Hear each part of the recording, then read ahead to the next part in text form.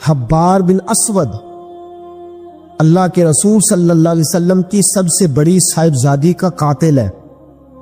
حضرت زینب رضی اللہ تعالی عنہ آ رہی تھی مکہ سے مدینہ کی طرف، اس نے نیزہ مارا، آپ گر گئی۔ بطن اطہر میں اولاد تھی، بچہ ضائع ہو گیا، شدید بیمار رہنے کے بعد وصال کر گئی۔ فتح مکہ کے بعد حبار بن اسود چہرے پہ نقاب ڈال کے آیا، باپ کلیجے پہ ہاتھ رکھ کے بتائے نا بیٹی پیاری کتنی ہوتی ہے۔ باپ ذرا کلیجے پہ ہاتھ رکھ کے بتائے کہ بیٹیاں جگر کا چین ہوتی ہیں، بیٹیاں سکون ہوتی ہیں، بیٹی باپ کو کتنی پیاری ہوتی ہے۔ بیٹی کا قاتل سامنے کھڑا ہو گیا، چہرے پہ نقاب ڈالا ہے، کہتا یا رسول اللہ صلی اللہ علیہ وسلم بہت بڑا دشمن بھی آ جائے تو آپ معاف کر دیتے ہیں۔ جاگ رہے ہیں آپ لوگ؟ فرمایا بہت بڑا دشمن بھی آ جائے تو معاف کر دیتے ہیں۔ حضور نے فرمایا حبار چہرے سے نقاب ہٹا، بیٹیاں بھولا نہیں کرتی، تو کلمہ پڑھ میں تجھے بھی معاف کرنے کو تیار۔ فرمایا ہٹا چہرے سے نقاب، کبھی بیٹیاں بھی کسی کو بھولی ہے لیکن تو کلمہ پڑھ صحیح، میں تجھے بھی معاف کرنے کو تیار ہوں۔ اگر اتنا بڑا قاتل معاف ہو سکتا ہے تو چچا کیوں نہیں معاف ہو سکتا؟ تائے کو معافی کیوں نہیں مل سکتی؟ ماما جی کو معافی کیوں نہیں مل سکتی؟ سسر کے ساتھ سلوک کیوں نہیں ہو سکتا؟ آپ اپنے برادر نسبتی کے ساتھ محبت کیوں نہیں کر سکتے؟ کیوں ان ساری محبتوں کو فروغ دیا کیوں نہیں جا سکتا؟ اگر قاتل کے ساتھ، ظالم کے ساتھ صلح ہو سکتی ہے، اگر ابو جہل کا بیٹا اکربا کلمہ پڑھنے آئے اور میرے رسول منبر پہ کھڑے ہو کے استقبال فرمائیں اور صحابہ کہیں یا رسول اللہ وہ تو کافر اور دشمن کا بیٹا ہے، فرمایا پہلے دشمن کا بیٹا تھا، آج تو مومن بن کے کلمہ پڑھنے آیا۔ وہ پہلے کی بات ہے، استقبال کیا جا رہا ہے۔ عزیز دوستو، تیسری بات یہ ہے کہ معاف کریں، اور چوتھی بات یہ ہے جب کوئی معافی مانگنے آ جائے نا پھر اس کو معاف بھی کر دیں۔ جڑے گا معاملہ تب بھی، معافی دیں بھی اور معاف جی بڑا مشکل معاملہ ہے۔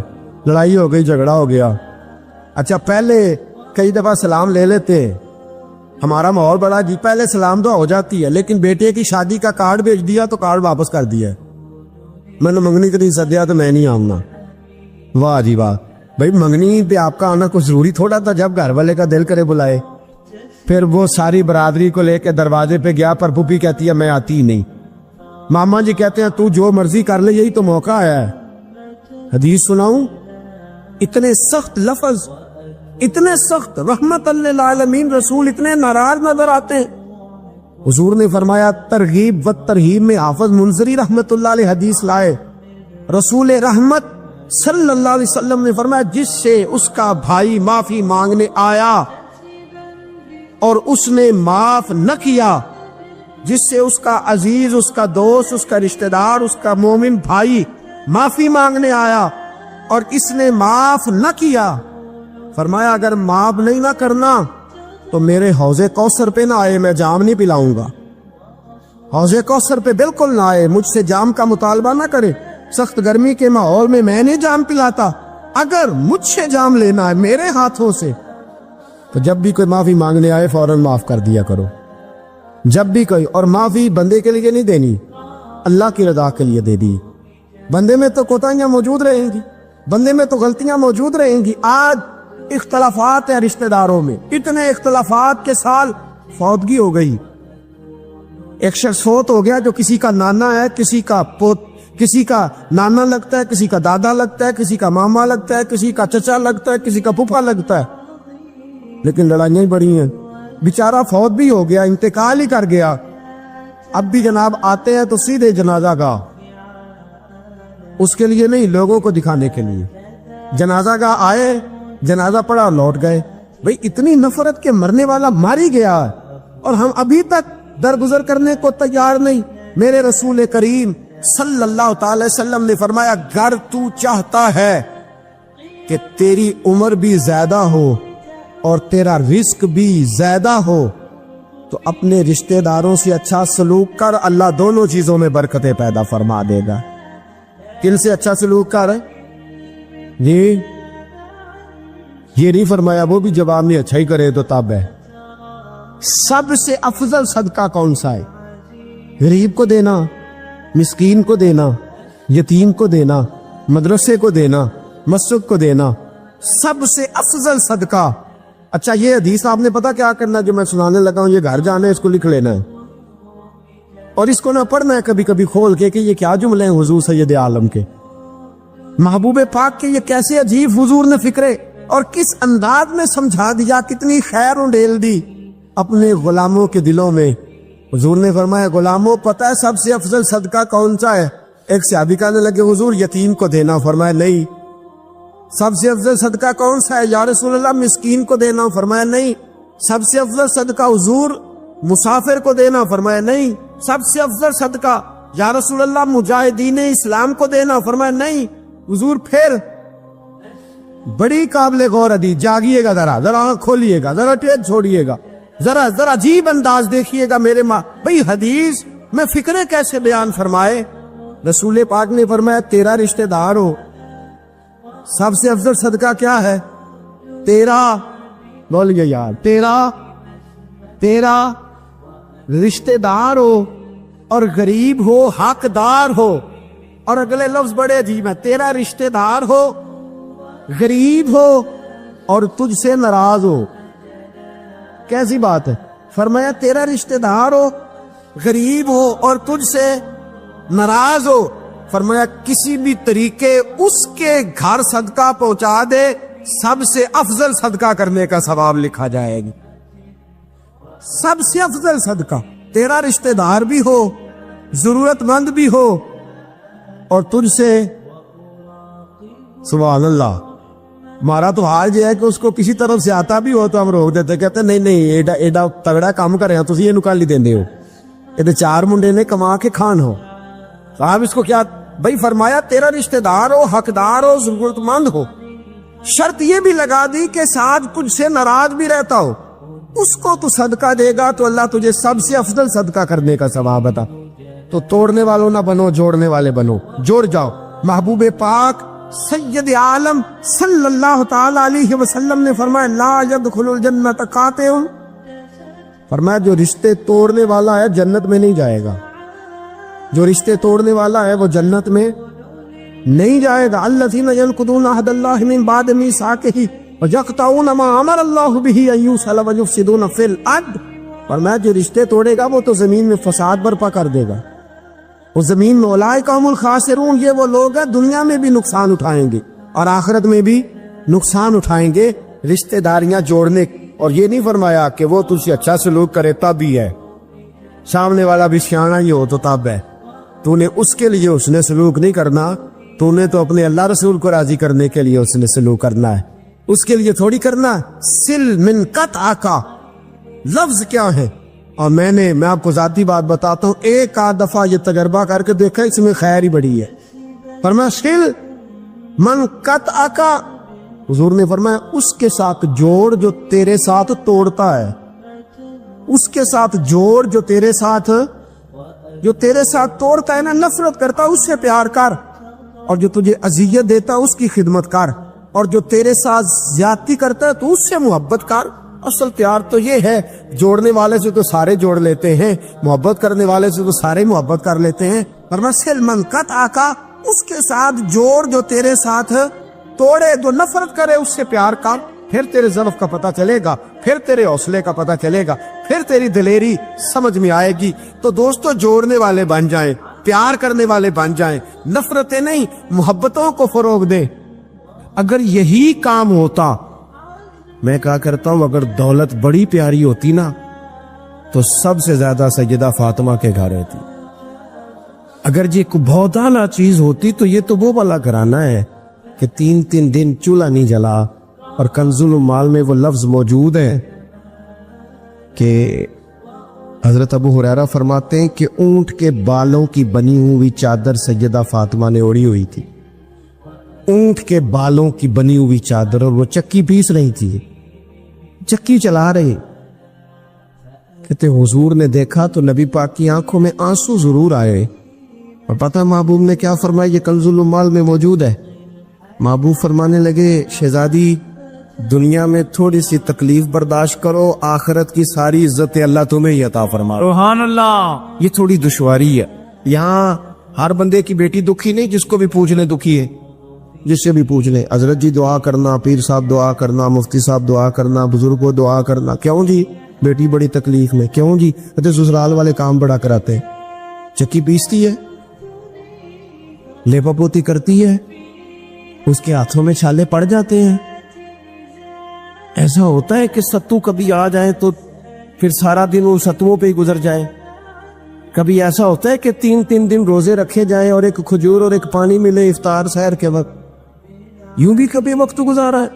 اور میرے عزیزوں یاد رکھنا، ہم نے جو مزاج اختیار کر لیا ہے نا اس وقت، یہ جو پوری دنیا میں گاڑیاں بھاگ رہی ہیں، ملک سے باہر لوگ جا رہے ہیں، دولتیں جمع ہو رہی ہیں، یہ ضروریات کا رٹا نہیں، یہ ضروریات نہیں، یہ خواہشات ہے۔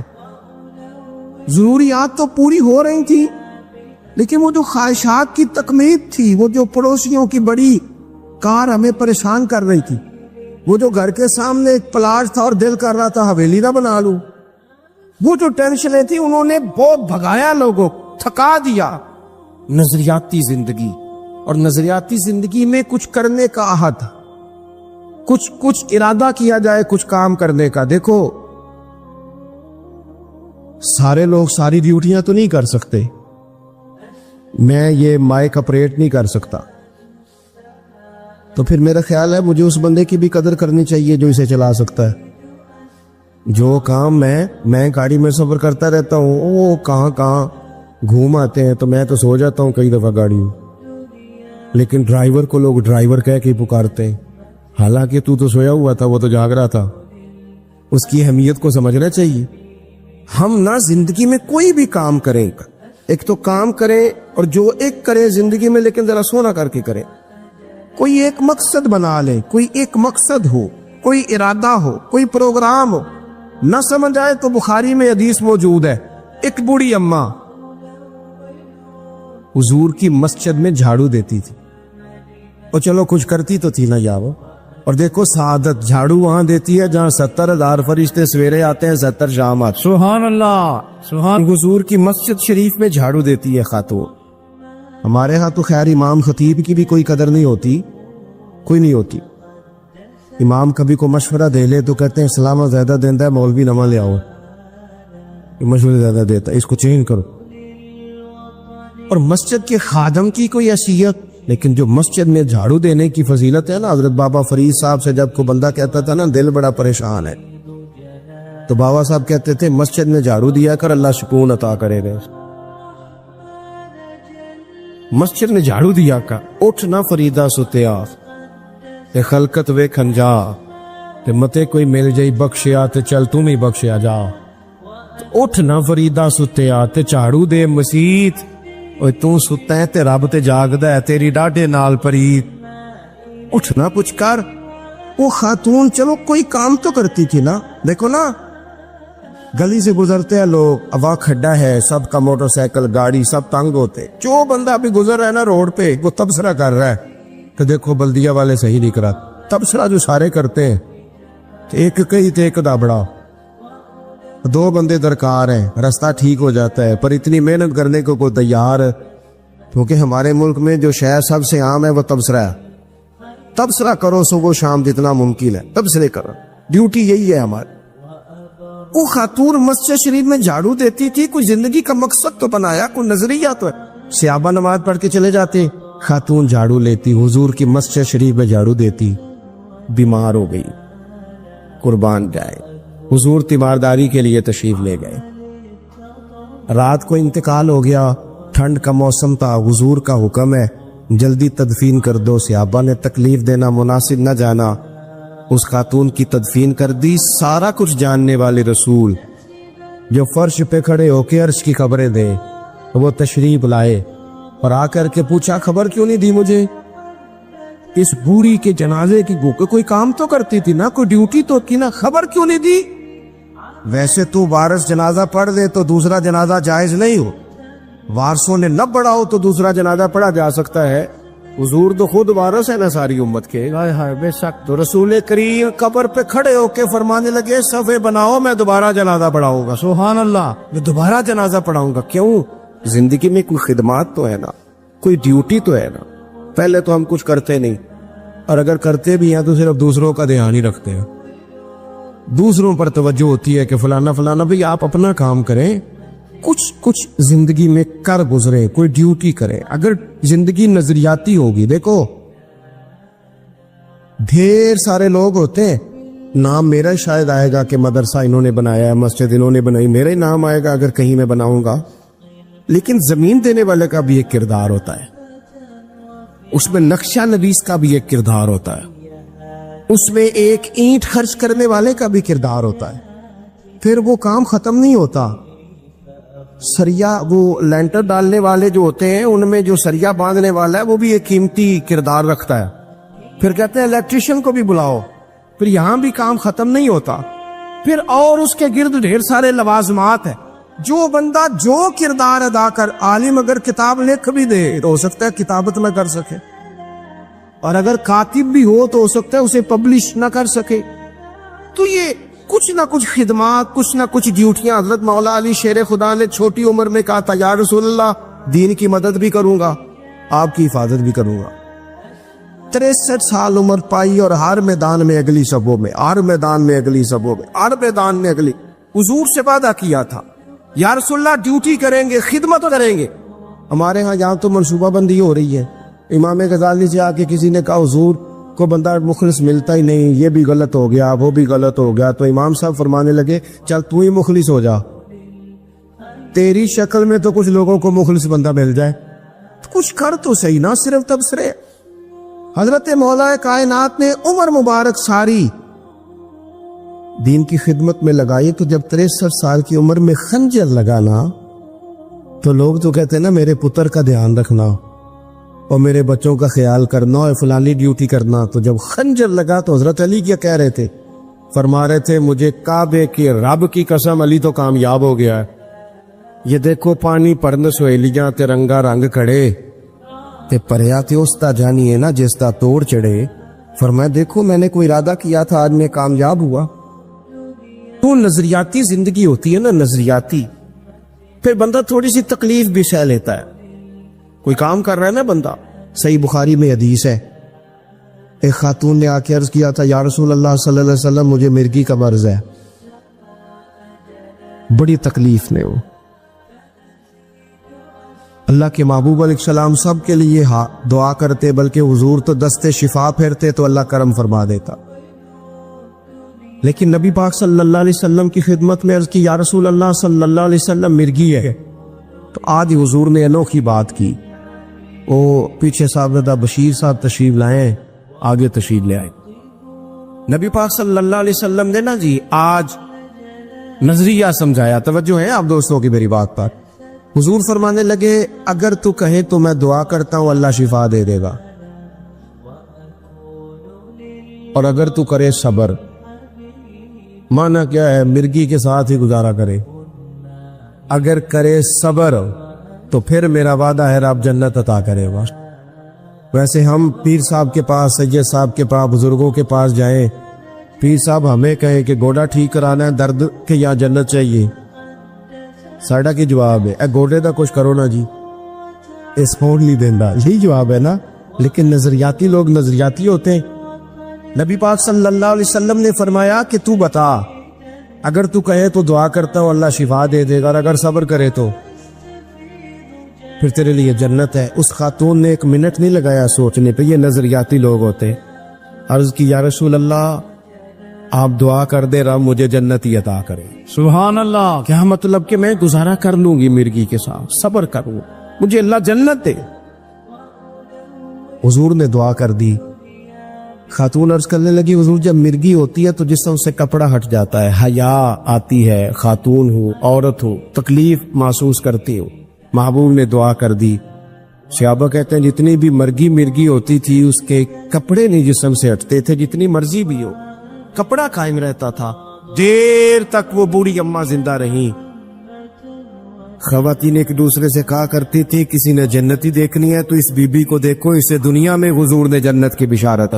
نظریہ ہوتا ہے، نظریہ۔ ویسے آنا جانا، تصویریں بنانا، گھومنا پھرنا، پلاننگ کرنا چلتا رہتا ہے، لیکن جو نظریاتی لوگ ہوتے ہیں انہیں ذرا تھکاوٹ بھی تھوڑی ہوتی ہے۔ نظریے کے لیے کام کر رہے ہیں نا، وہ بھاگتے ہیں، ان کا بھاگنا انہیں تھکاتا نہیں۔ جب آپ نظریاتی ہیں تو صبح قیامت پہ نظریاتی اور غیر نظریاتی لوگوں کا نتیجہ کیا ہے؟ یوم نحشر المتقین الی الرحمن وفدا۔ اللہ فرماتے یہ جو متقی ہوں گے نا، انہیں رب کی بارگاہ میں پیش کیا جائے گا قیامت میں، پر مہمان بنا کے پیش کیا جائے، ان کا میزبان رب ہوگا، چونکہ انہوں نے زندگی تقوی میں گزاری، محتاط وقت گزارا۔ وَنُسُوقُ الْمُجْرِمِينَ إِلَىٰ جَهَنَّمَ وِرْدًا، اور یہ جو مجرم ہیں جنہوں نے جرم کیے، من پسند زندگی گزاری، فرمایا انہیں پیاس سے ہانک کے دوزخ میں پھینک دیا جائے، پیاس سے ہانکے جائیں گے جہنم کی طرف۔ اپنی زندگی میں کچھ ارادہ کریں، دیکھیں دھوپ چھاؤں آئے گی۔ وہ ہمارے یہاں کچھ لوگ کہتے ہیں دکھی بڑے ہیں جی، ہنسے کیسے؟ تو میں کہا کرتا ہوں کہ اتنی تکلیفیں کسی کو نہیں آئیں جتنی حضور کو آئی ہیں۔ پر آپ فرمان پڑھیں، حضرت حارث بن عبداللہ کہتے ہیں میں نے تو مدینے والے محبوب کو جب بھی دیکھا ہے مسکراتے دیکھا ہے۔ سارے کام 7 سال چلتے ہیں، لیکن اپنی زندگی میں کوئی مقصد ہونا۔ یہ جن بزرگوں کے ہم آراس میں آتے ہیں نا، انہوں نے کوئی مقصد حیات بنایا۔ یہ مت سمجھنا کہ ساری زندگی پھولوں پہ گزری، یہ اس وغیرہ یہ سارے کام بعد میں ہوتے ہیں، ورنہ ڈھیر سارے صوفیہ ایسے ہیں جنہوں نے روڑے کھا کے وقت گزارا، بڑے ٹھیک ٹھاک روڑے کھائے، بڑی تکلیفیں برداشت کی، اور ان کی اگر آپ تاریخ پڑھیں گے تو بڑا کچھ ان کے ساتھ کیا گیا، بڑے معاملات ہوئے۔ ایسا نہیں یہ شہادت گاہ الفت میں قدم رکھنا لوگ آسان سمجھتے ہیں مسلمان ہونا، یہ بڑا مشکل کام ہے، اس سے ہو کے گزرنا پڑتا ہے، لیکن ڈیوٹی کریں، کوئی کام کریں، کچھ اپنے ذمے لے۔ یہ جو ہم وقت گزار رہے ہیں نا جی، آپ یہاں کو بیٹھے کہتے ٹائم پاس کر رہا ہوں، تو میں کہتا ہوں اتنا ٹائم کہاں سے آیا جو آپ کو پاس کرنا پڑا؟ بہت سارے لوگ کہتے ہیں جی میں بور ہو رہا ہوں، تو میں کہتا ہوں یار بور ہونے کا ٹائم بھی تو ہونا چاہیے نا بندے کے پاس۔ آپ کے پاس ٹائم زیادہ ہے اس لیے بور ہو رہے ہیں، ہمیں تو ٹائم ہی نہیں ملتا بور ہونے کا۔ تو جب کوئی کام کرنا ہے آپ نے، جب آگے بڑھنا ہے، کچھ مقاصد حسنہ حاصل کرنے، کچھ امور خیر سر انجام دینے، پھر زندگی میں ان کو طے کریں اور ان پر کام شروع کر دیں۔ رکھا حضرت فاطمہ کی بھی 6 اولادیں با اختلاف روایات بیان کی گئی ہیں، 3 بیٹے تھے اور 3 بیٹیاں تھیں۔ 3 بیٹے تھے، امام حسن، امام حسین اور امام محسن۔ امام محسن کا جلدی انتقال ہو گیا چھوٹی عمر میں، اس لیے زیادہ تذکرہ نہیں۔ باقی 2 شہزادیاں بھی ذرا جلدی رخصت ہو گئی، جناب زینب موجود رہیں، کربلا تک گئی، اس لیے ان کا تذکرہ زیادہ کتابوں میں ملتا ہے۔ حضرت فاطمہ سب سے چھوٹی تھی، نبی پاک کے ساتھ وقت گزارا، قرآن مجید نے اس گھر کی محبت ہم پر فرض قرار دے دی۔ لا اسألکم علیہ اجرا الا المودۃ فی القربى، فرمایا محبوب ان سے کہہ دو کہ میں تبلیغ پر تم سے کوئی اجر نہیں مانگتا، ہاں میرے اہل بیت سے پیار کرتے رہنا، میرے گھر والوں سے پیار کرتے رہنا۔ اور حضور نے فرمایا الفاطمہ تو بدعۃ منی، فرمایا فاطمہ میرے جگر کا ٹکڑا ہے، جس نے میری بیٹی فاطمہ سے پیار کیا اس نے مجھ سے پیار کیا۔ اور یہ بخاری مسلم ہے، مشکات ہے، فرمایا جس نے میری بیٹی سے بغض رکھا اس نے مجھ سے بغض رکھا۔ کل نمازیں پڑھے نا، بالغ ہونے سے لے کر کل نمازیں، بالغ ہونے سے لے کر کل نمازیں پڑھے۔ لو بڑی بات کرنے لگا، اور بالغ ہونے سے لے کر کوئی نماز قضا نہ کرے، اور جب ہر سال بالغ ہونے کے بعد حج آئے تو حج بھی کرے، ہر سال رمضان آئے تو روزے بھی رکھے، ہر سال زکوٰۃ بھی دے، غریبوں کی مدد بھی کرے، میٹھا بھی بولے، خلوص بھی رکھے، رویے بھی ٹھیک رکھے، پر نبی پاک کے اہل بیت سے پیار نہ کرے تو ان ساری نیکیوں کے باوجود جب مرے گا تو بے ایمان مرے گا، بے ایمان مرے گا، بے ایمان۔ اور اگر اہل بیت نبوت کے ایمان پر مرے گا تو مم مات علی حب آل محمدن مات شہیدا۔ حضور نے فرمایا، امام رازی نے حدیث لکھی ہے، فرمایا جو میرے گھر والوں سے محبت کرتا ہوا مر گیا وہ سادی موت نہیں مرا، اللہ نے اسے شہادت کا درجہ عطا فرمایا ہے۔ تو سب سے پہلی بات یہ کہ حضرت فاطمہ سے، نبی پاک کے اہل بیت سے پیار کرنا، یہ ایمان کا حصہ ہے۔ یہ ضروری ہے. ایک بات یہ ہے کہ ان سے محبت، اور دوسری بات یہ ہے کہ کسی کی محبت جو ہوتی ہے نا، اس کا معنی یہ نہیں کہ آپ کو کسی سے پیار ہو گیا تو آپ اس کے دشمن تلاش کرنے شروع کر دیں، بلکہ جس سے محبت ہوتی ہے تو محب کا دل کرتا ہے کہ میرے محبوب سے ساری دنیا ہی پیار کرے. اب عجیب فلسفہ ہے نا لوگوں کا، اہل بیت سے پیار کرتے ہیں تو سب سے پہلے اہل بیت کے دشمن تلاش کرتے ہیں، اور سب سے پہلے اہل بیت کے دشمنوں پہ گفتگو کرتے ہیں. تو میں کہتا ہوں بڑے بیوقوف ہو، دشمن نہ تلاش کرو، غلام تلاش کرو، پیارے تلاش کرو ان کے. یہ غلط ہے تمہارا انداز فکر. تو جناب فاطمہ الزہرا سے حضور نے بڑی محبت کی. حضرت خدیجہ الکبریٰ رضی اللہ تعالی عنہ فرماتی ہیں کہ بڑا پیار کیا نبی پاک علیہ السلام نے حضرت فاطمہ سے. چھوٹی تھی نا.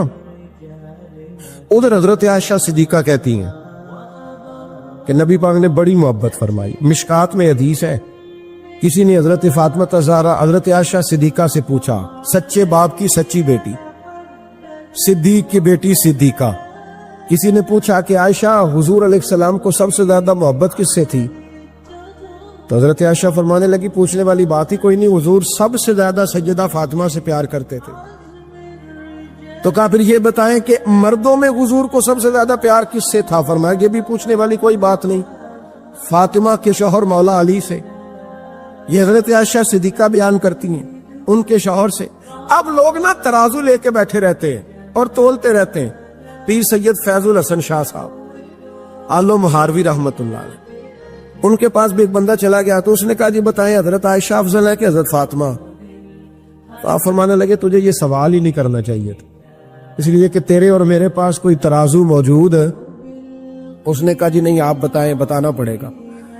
آپ فرمانے لگے نہیں بتاتا. کہنے لگا نہیں بتائے. فرمانے لگے چل میں ایک بات بتا دیتا ہوں، فیصلہ گھر جا کے کر لینا. اس نے کہا بتائیں. آپ فرمانے لگے کہ عائشہ بیٹی ہے ابو بکر صدیق کی اور فاطمہ بیٹی ہے نبی پاک کی. تو فرمانے لگے کہ ابو بکر کی جو بیٹی ہے نا وہ نبی پاک کی بیٹی سے افضل نہیں ہو سکتی.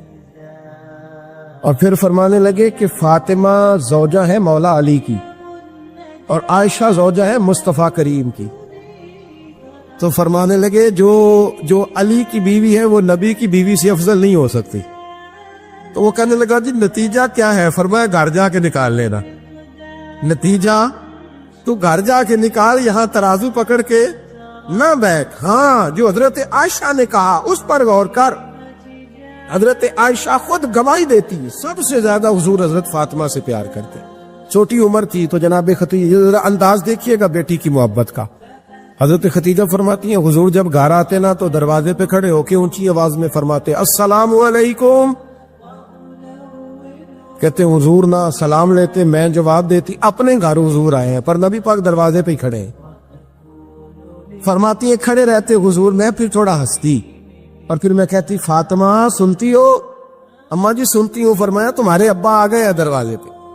تو فرماتی ہیں جناب فاطمہ وہاں سے دوڑ کے آتی اور رسول کریم کا دروازہ کھولتی، پھر نبی پاک کو انگلی سے پکڑ کے اندر لاتی. فرماتی جب تک وہ جاتی نہیں اللہ کے رسول دروازے پہ کھڑے رہتے. وہ انگلی پکڑ کے لاتی، پھر رسول کریم انہیں گود میں بٹھا لیتے. فرماتے وہ چھوٹی چھوٹی باتیں پوچھتی اور حضور ان کے بڑے بڑے جواب دیتے. وہ چھوٹی چھوٹی باتیں. بچپن کی ایک بات لکھی ہے ہمارے محدثین نے.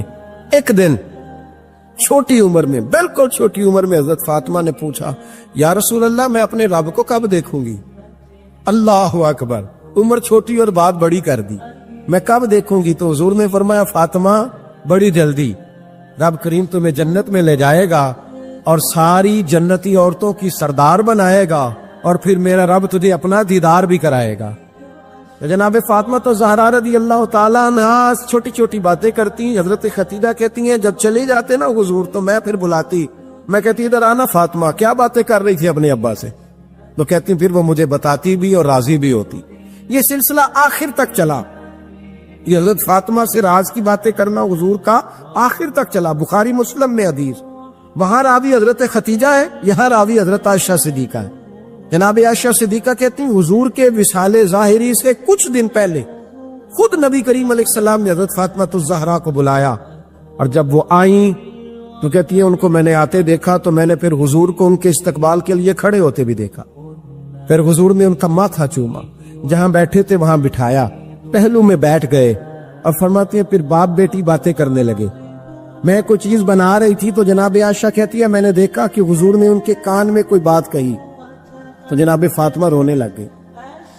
پھر حضور نے کان میں کچھ کہا تو وہ مسکرانے لگی۔ کہتی ہے حضور وہ بات کر کے تشریف لے گئے، فاطمہ بھی بیٹھی تھی، میں آئی، میں نے آ کے کہا کہ فاطمہ بتاؤ نبی کریم علیہ الصلوۃ والسلام نے آپ سے کیا کہا؟ کبھی ہنستی تھی کبھی روتی تھی، تو فرمایا حضور نے منع کیا ہے، یہ میرا اور میرے نبی کا راز ہے، میں حضور کی حیات ظاہرہ میں یہ بات کسی کو بتا نہیں سکتی۔ فرماتی ہے کہ فاطمہ سے تو میں نے پوچھ لیا پر حضور سے پوچھنے کی تو ضرورت ہی نہیں دی نا، لیکن وہ راز کی بات تھی۔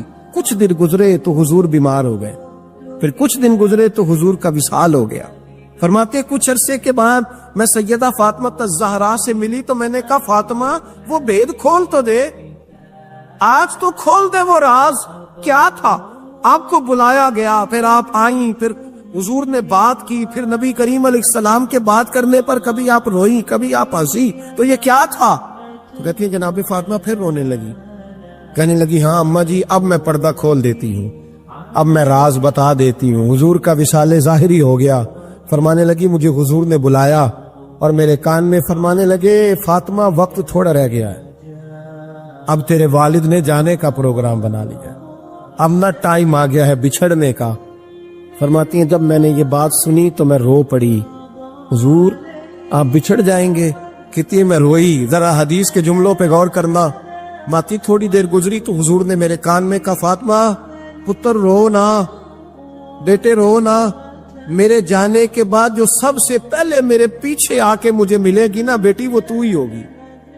اللہ کرے میں سمجھا سکوں آپ کو بات، جب کہا نا کہ میں وصال کروں گا تو رو پڑی، اور جب کہا نا میرے بعد تیرا بھی جلدی وصال ہو جائے گا تو حضرت فاطمہ نے ہنسنا شروع کر دیا۔ کیا پیار ہے میرے محبوب علیہ الصلوۃ والسلام کے ساتھ جناب فاطمہ کا۔ ان کے وصال کی خبر سنی تو رو پڑی اور اپنے کی سنی تو ہنس پڑی۔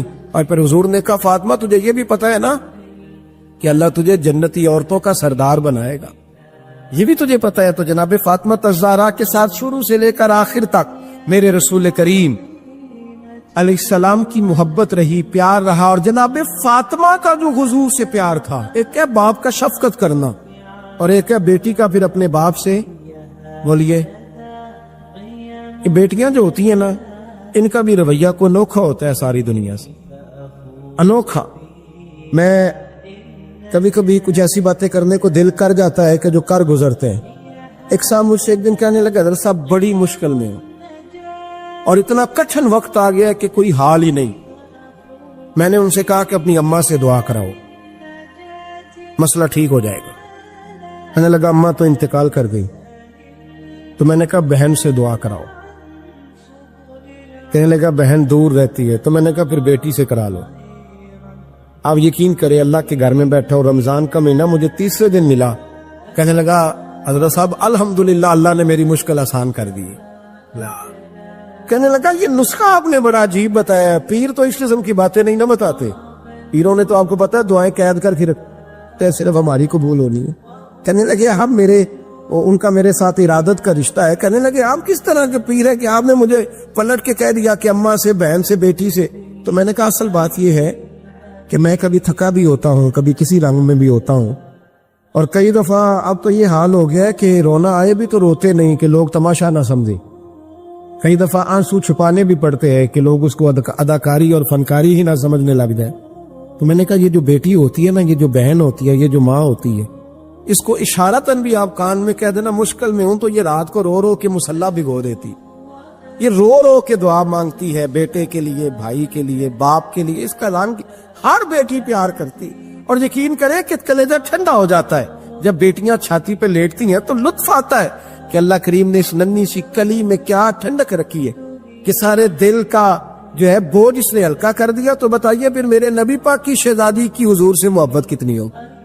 چھوٹی سی عمر تھی حضرت فاطمہ کی جب حضرت خدیجہ وصال کر گئی، تو کسی نے کہا فاطمہ سب سے پہلے گھر سے کب نکلنا ہوا؟ تو بخاری مسلم میں حدیث ہے، اللہ کے نبی نا بیت اللہ شریف کے سامنے سجدے میں تھے تو ابو جہل کو شرارت سوجی، شرارت، اس نے کچھ لوگوں سے کہا، عقبہ بن ابی معیط تھا، کچھ اور لوگ تھے، کہنے لگا میں ابھی رستے سے گزرا ہوں تو وہاں کسی نے اونٹ ذبح کیا ہے، تو اونٹ کی اوجڑی، آپ نے اوجڑی دیکھی ہے نا، جانور کی اوجڑی بڑی وزنی ہوتی ہے، اس میں گندگی ہوتی، اونٹ کی اوجڑی بڑی وزنی ہوتی تھی، کہنے لگا وہاں اونٹ کی اوجڑی پڑی ہے، وہ دیکھو نبی پاک معاذ اللہ سجدے میں ہے، تو معاذ اللہ ثم معاذ اللہ وہ اونٹ کی اوجڑی اٹھاؤ حضور کی گردن پہ رکھ دو۔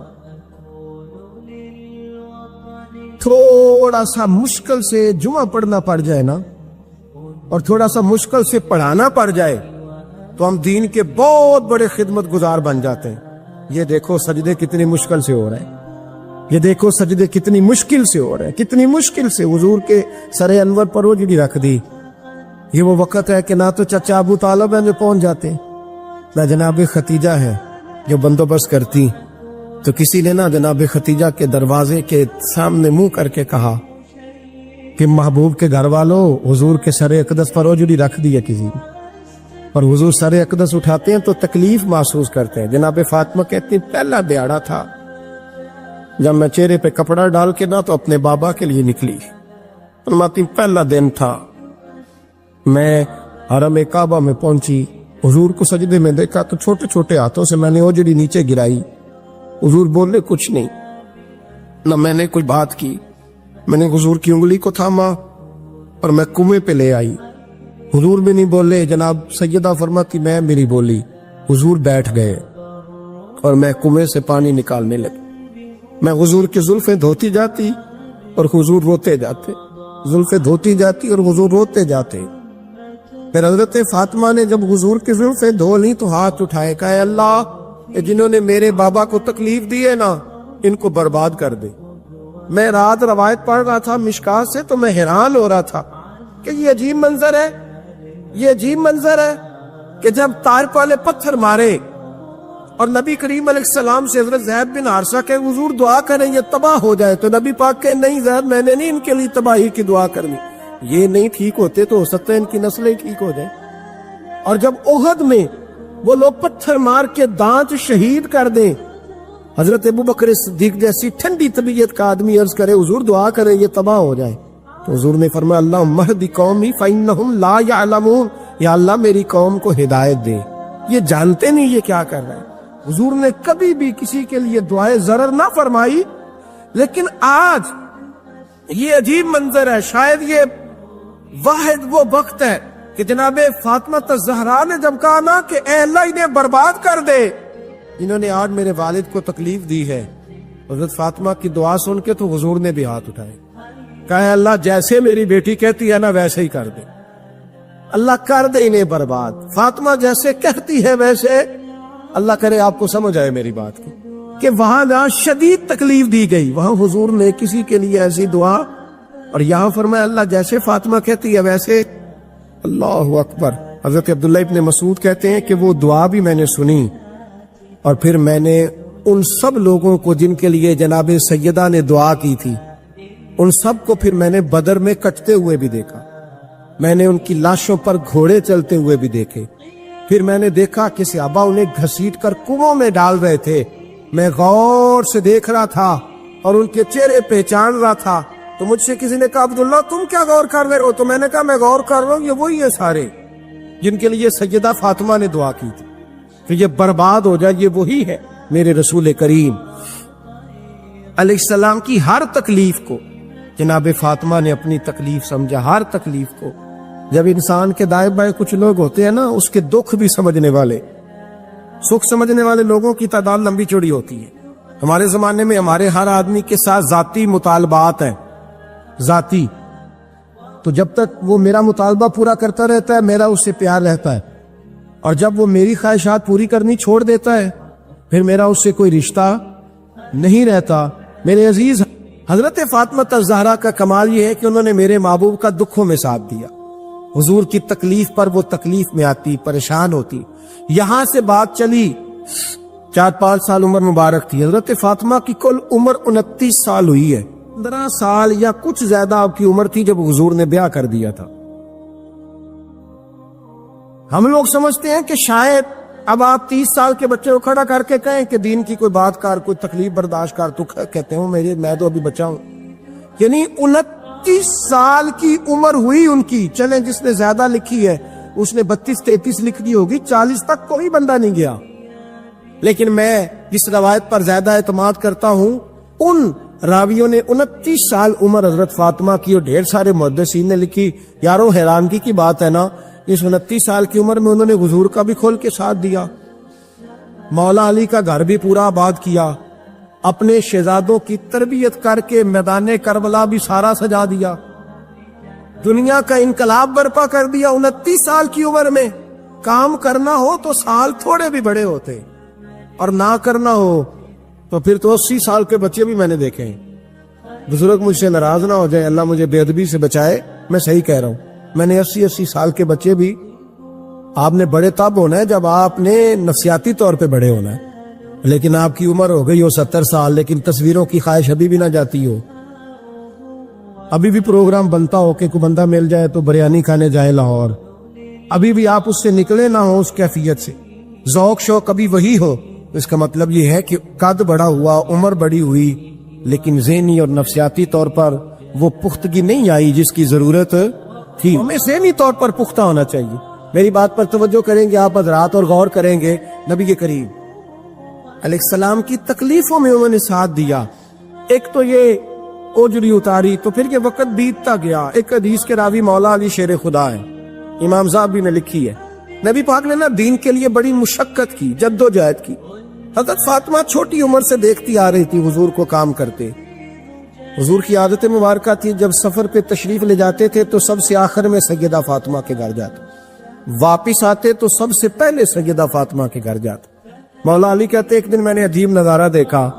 نبی کریم علیہ السلام سفر سے واپس آنے والے تھے. میں نے حضرت فاطمہ کو اطلاع دی کہ حضور آج پہنچ جائیں گے, تو انہوں نے گھر سارا صاف کیا, سجایا, سنوارا, کھانا پکایا. لیکن فرماتی ہیں جیسے ہی حضور اندر داخل ہوئے نا گھر کے, جناب فاطمہ نے حضور کا چہرہ دیکھا تو ہاتھ پکڑ کے چومنے لگی. اور کہتے ہیں جب انہوں نے سر اٹھایا تو ان کا چہرہ سارا آنسوؤں سے بھرا ہوا تھا. رسول کریم نے بیٹی کے سر پہ ہاتھ رکھا, بٹھا لیا. فرمایا فاطمہ بیٹے رونے والی تو بات کوئی نہیں تھی, کیوں رو پڑی ہو؟ تو عرض کرنے لگی محبوبہ میں بچپن سے دیکھ رہی ہوں, محنت کرتے, جد و جہد کرتے, مشقت کرتے. یا رسول اللہ آج آپ آئے ہیں تو آپ کے چہرے پر تھکاوٹ کے آثار ہیں, حضور وجود تھکا ہوا ہے. یا رسول اللہ میں نے ساری زندگی آپ کو کام کرتے دیکھا ہے, مدینے والے حبیب مجھے بتا تو صحیح کام کب تک کرنا ہے؟ کو وقت آئے گا جب آپ کی کمر بھی بستر سے لگے, کو ٹائم آئے گا آپ گھر میں بیٹھیں, من پسند غذائیں کھائیں. حضور کب تک یہ جد و جہد کرنی ہے, کب تک یہ کام ہوگا؟ جناب فاطمہ فرماتی حضور نے میرے آنسو پہنچے. مولا کائنات شیر خدا فرماتے نبی کریم علیہ السلام فرمانے لگے فاطمہ تیرے باپ کی ڈیوٹیاں بڑی زیادہ ہیں. جب تک دنیا کے آخری کونے تک دین نہیں پہنچ جاتا, اور جب تک اینٹیں اور پتھر بھی میرے دین کا پیغام سن نہیں لیتے, اتنی دیر تک تیرا باپ جد و جہد کرتا ہی رہے گا. یہ بڑا مشکل کام ہے, یہ دین کا سفر, یہ دین کی جد و جہد, یہ دین کی تھکاوٹ.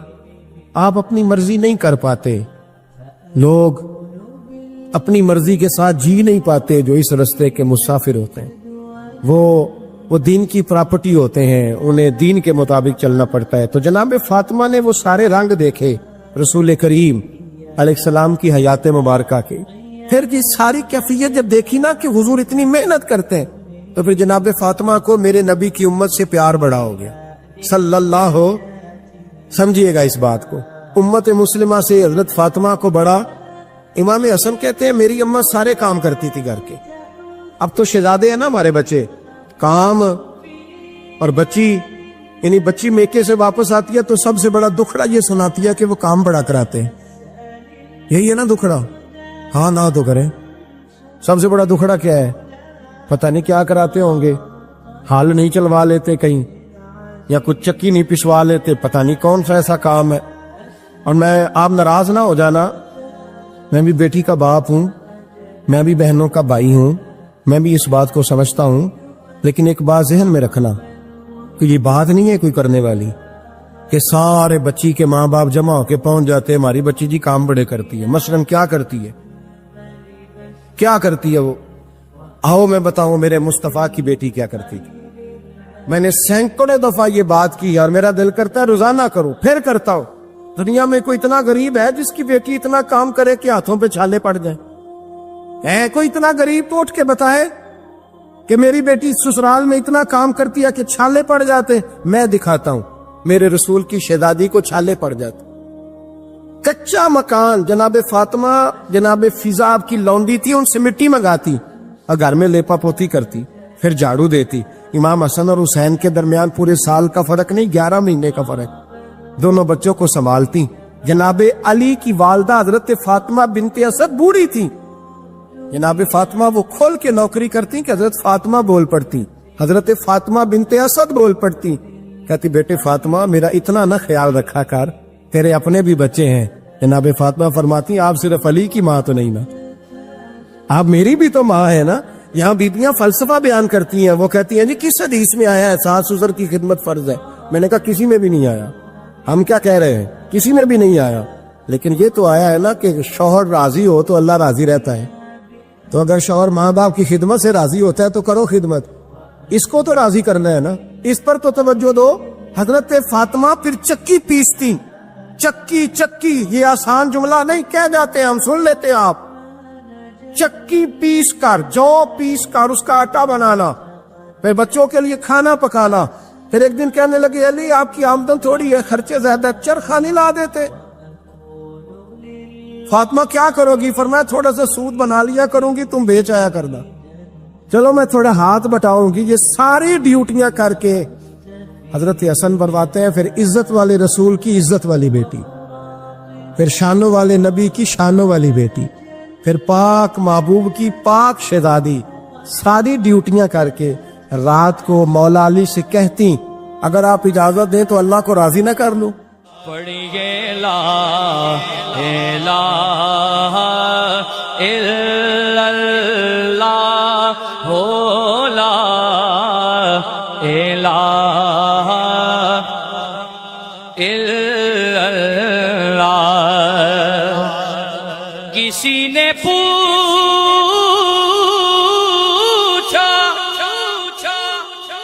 کہ جنت کی کوئی قیمت ہے